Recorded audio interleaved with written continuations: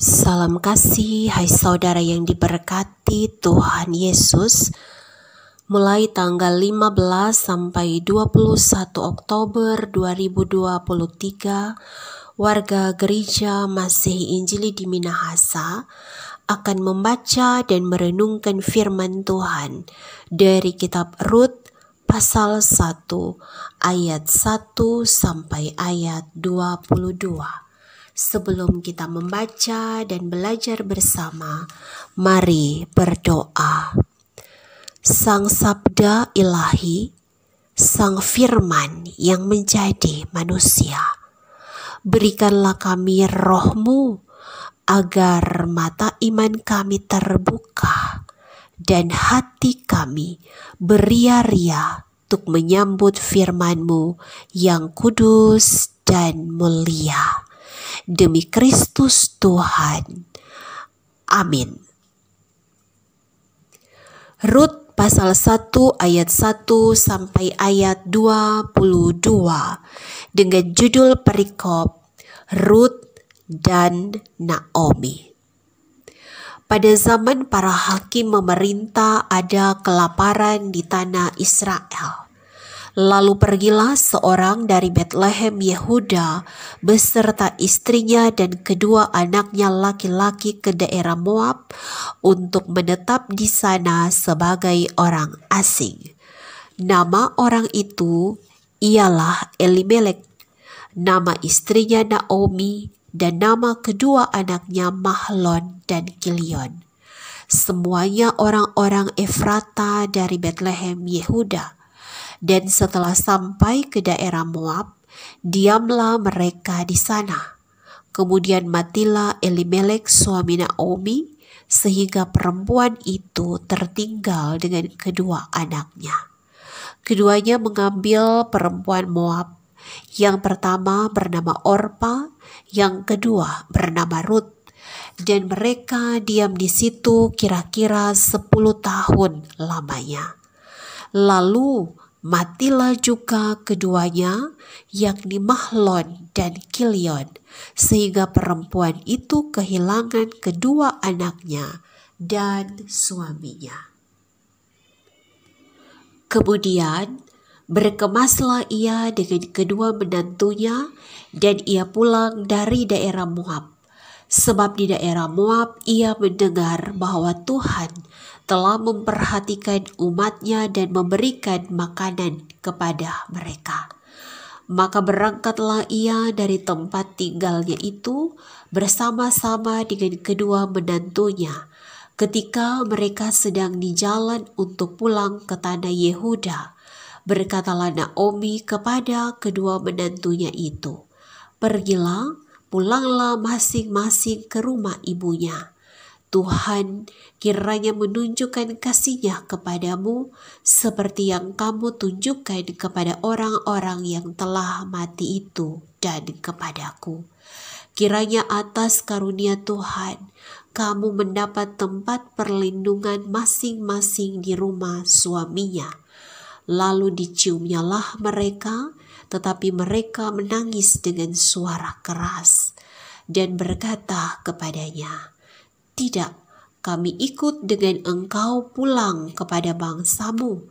Tetapi Naomi berkata, "Pulanglah anak-anakku, mengapakah kamu turut dengan aku? Bukankah tidak akan ada lagi anak laki-laki yang kulahirkan untuk dijadikan suamimu nanti? Pulanglah anak-anakku, pergilah, sebab sudah terlalu tua aku untuk bersuami. Seandainya pikirku ada harapan bagiku, dan sekalipun malam ini aku bersuami, bahkan sekalipun aku masih melahirkan anak laki-laki, masakan kamu menanti sampai mereka dewasa? Masakan karena itu kamu harus menahan diri dan tidak bersuami? Janganlah kiranya demikian, anak-anakku. Bukankah jauh lebih pahit yang aku alami daripada kamu? Sebab tangan Tuhan teracung terhadap aku." Menangis pula mereka dengan suara keras. Lalu Orpah mencium mertuanya itu minta diri, tetapi Rut tetap berpaut padanya. Berkatalah Naomi, telah pulang iparmu kepada bangsanya dan kepada para allahnya. Pulanglah mengikuti iparmu itu. Tetapi kata Rut, janganlah desak aku meninggalkan engkau dan pulang dengan tidak mengikuti engkau. Sebab kemana engkau pergi, ke situ jugalah aku pergi. Dan di mana engkau bermalam, di situ jugalah aku bermalam. Bangsa mula bangsaku, dan Allah mula Allahku. Di mana engkau mati, aku pun mati di sana. Dan di sanalah aku dikuburkan. Beginilah kiranya Tuhan menghukum aku, bahkan lebih lagi daripada itu, jikalau sesuatu apapun memisahkan aku dari engkau selain daripada maut. Ketika Naomi melihat bahwa Rut berkeras untuk ikut bersama-sama dengan dia, berhentilah ia berkata-kata kepadanya. Dan berjalanlah keduanya sampai mereka tiba di Betlehem. Ketika mereka masuk ke Betlehem, gemparlah seluruh kota itu karena mereka. Dan perempuan-perempuan berkata, Naomikah itu? Tetapi ia berkata kepada mereka, janganlah sebutkan aku Naomi, sebutkanlah aku Mara. Sebab Yang Maha Kuasa telah melakukan banyak yang pahit kepadaku. Dengan tangan yang penuh aku pergi, tetapi dengan tangan yang kosong Tuhan memulangkan aku. Mengapakah kamu menyebutkan aku Naomi? Karena Tuhan telah naik saksi menentang aku, dan Yang Maha Kuasa telah mendatangkan malapetaka kepadaku. Demikianlah Naomi pulang bersama-sama dengan Rut, perempuan Moab itu, menantunya yang turut pulang dari daerah Moab. Dan sampailah mereka ke Betlehem pada permulaan musim menuai jelai. Demikian pembacaan firman Tuhan yang kudus. Komitmen perempuan asing mengikuti Allah adalah tema perenungan di saat ini. Perempuan asing menurut kitab Rut pasal 1 ayat 1 sampai ayat 22 adalah Rut dan Orpah. Rut adalah istri Mahlon dan Orpah adalah istri Kilion, menantu dari Elimelek dan Naomi. Rut dan Orpah adalah orang-orang Moab, dan karena itu mereka disebut sebagai perempuan asing. Ada apa sesungguhnya dengan Moab? Mengapa Moab atau orang-orang Moab disebut sebagai orang asing? Yang pertama, Kejadian pasal 19 ayat 31 sampai ayat 38. Khusus dibaca ayat 32 dan ayat 37. Demikian ayat 32. Marilah kita beri ayah kita minum anggur, lalu kita tidur dengan dia, supaya kita menyambung keturunan dari ayah kita. Dan ayat 37, yang lebih tua melahirkan seorang anak laki-laki dan menamainya Moab. Dialah bapa orang Moab yang sekarang ini. Artinya bahwa orang-orang Moab itu adalah hasil dari persetubuhan sumbang antara Lot dengan anak perempuannya. Sehingga yang pertama, kesimpulannya bahwa orang-orang Moab itu tidak punya moral dan tidak beretika no moral, dan no etika. Yang kedua, Bilangan pasal 21 ayat 29. Demikian, celakalah engkau ya Moab, binasa engkau ya bangsa Kamos.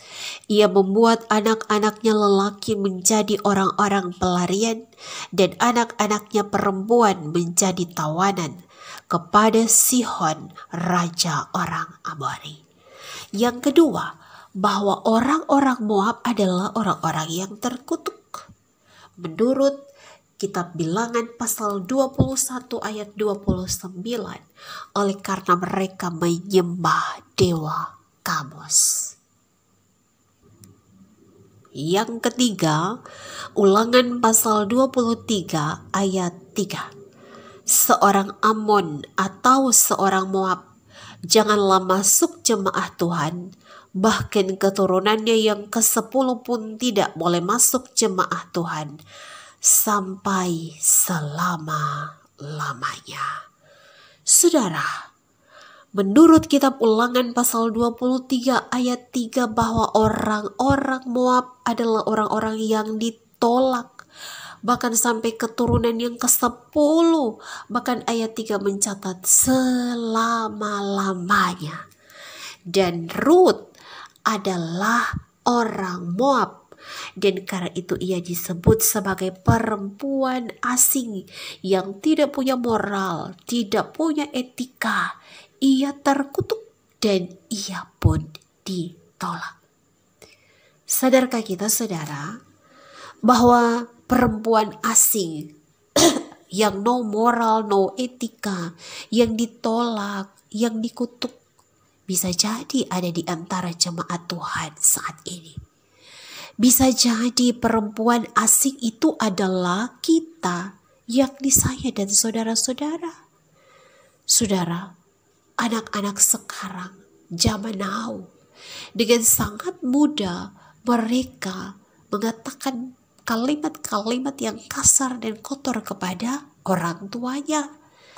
Mereka tidak lagi beretika oleh karena pengaruh-pengaruh kehidupan di luar dunia ini.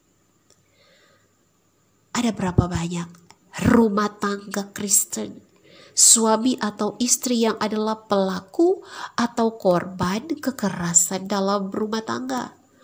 Bukan hanya secara fisik tetapi juga secara verbal.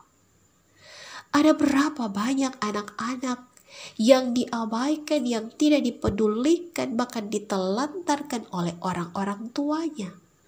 Sebaliknya ada berapa banyak orang-orang tua lanjut usia yang sama sekali tidak diperhatikan, tidak lagi dirawat oleh anak-anaknya karena kesibukan mereka bekerja.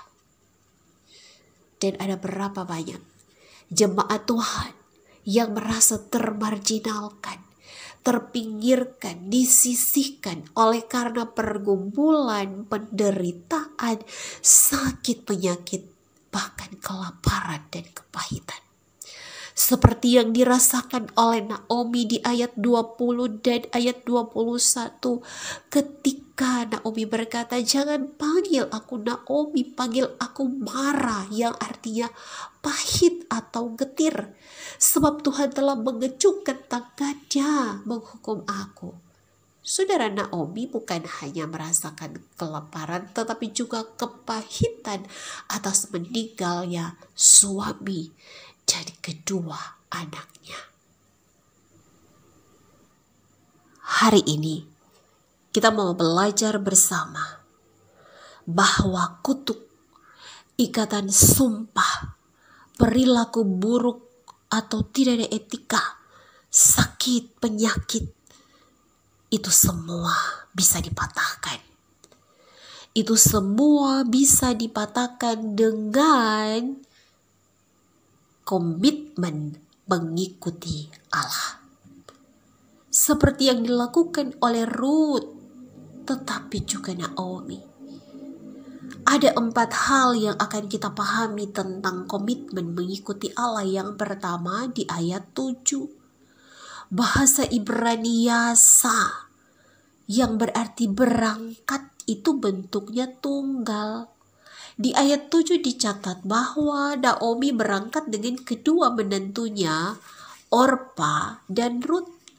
Tetapi kata berangkat ini menggunakan kata yasa bentuk tunggal yang berarti bahwa yang mengambil inisiatif adalah Naomi seorang. Sedangkan Rut dan Orpa hanya mengikuti.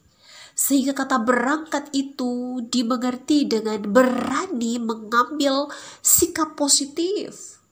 Naomi tidak mau lagi terjebak pada patah semangat, kecewa, atau menyalahkan Tuhan atas apa yang ia rasakan.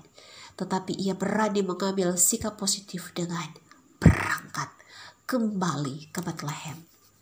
Yang kedua, berpaut. Di ayat 16 bagian A, dikatakan di situ, tetapi kata Rut, janganlah desak aku meninggalkan engkau dan pulang dengan tidak mengikuti engkau. Saudara, bahasa Ibrani-nya dabega, yang artinya berpaut itu melekat atau memegang erat, bagaimana Rut tidak mau terpisah dengan Naomi. Maka bagian dari komitmen adalah kita berpaut kepada Allah, melekat, memegang erat kepada Allah seperti Rut kepada Naomi. Dan yang ketiga adalah berjanji. Itu di ayat 16 dan ayat 17. Kalau bahasa Manadonya seperti ini, saudara, jangan paksa kita kasih tinggal ngana, karena di mana ngana di situ kita. Di mana ngana mati di situ le kita. Bangsamu adalah bangsaku dan Allahmu adalah Allahku. Yang sebelumnya Rut menyembah dewa Kamus, dan ketika menikah ia pun menyembah Yahweh Allah Israel. Saudara, suami, istri, anak, orang tua, jemaat juga ada kekurangan yang jaga bikin sakit hati, kecewa. Tetapi hari ini mari kita lihat Tuhan. Kita berjanji kepada Tuhan bahwa walaupun hidupku ini tidak baik-baik saja, saya diabaikan, saya ditolak, saya bahkan dikutuk, tetapi saya mau lihat Tuhan, dan saya mau berkata di mana Tuhan di situ saya akan terus setia. Itu janji. Dan yang keempat, ayat 19 itu komitmen. Ayat 19 ditemukan kata berjalan. Yang berjalan keduanya yaitu Naomi dan Rut, karena Orpa sudah kembali ke Moab. Itu bahasa Ibrani-nya halak, bentuknya jamak. Saudara, komitmen adalah apa yang orang bilang, itu yang dipegang. Apa yang diucapkan, itu yang dilakukan. Sehingga komitmen adalah sebuah proses berjalan bersama. Bagi pemuda, mari cari komunitas yang positif. Kalau engkau bergaul dengan 9 orang yang saleh, engkau akan menjadi ke-6. Kalau engkau bergaul dengan 9 orang pintar, engkau akan menjadi yang ke-10. Tapi kalau engkau bergaul dengan 7 orang penjudi, engkau akan menjadi penjudi yang ke-8. Engkau bergaul dengan 6 pemabuk, engkau akan menjadi yang ke-10. Maka berjalan itu artinya komitmen untuk melakukan apa yang dikatakan. Saudara, mari belajar mengikuti Yesus, mengikuti Allah yang kita kenal di dalam Yesus, sekalipun di saat-saat krisis seperti Bethlehem, artinya rumah roti atau gudang beras. Tetapi di ayat 1 dikatakan bahwa Bethlehem Israel mengalami krisis kelaparan. Begitu juga hidup kita. Bahwa suatu saat kita akan mengalami gumul, penderitaan, tantangan, sakit penyakit yang membuat kita merasa ditolak, yang membuat kita merasa dikutuk, atau juga kita menghadapi orang-orang yang tidak punya moral dan tidak punya etika. Kuncinya adalah kita mau berkomitmen mengikuti Allah. Dan kalau saya berkomitmen, saya akan hanya berpaut kepada Allah. Saya mau mengambil sikap positif. Saya berjanji kepada Allah. Dan saya berkomitmen kepada Allah. Tuhan menolong. Amin. Kiranya firman Tuhan ini menjadi berkat buat kita semua. Sampai ketemu lagi. Damai di hati. Shalom.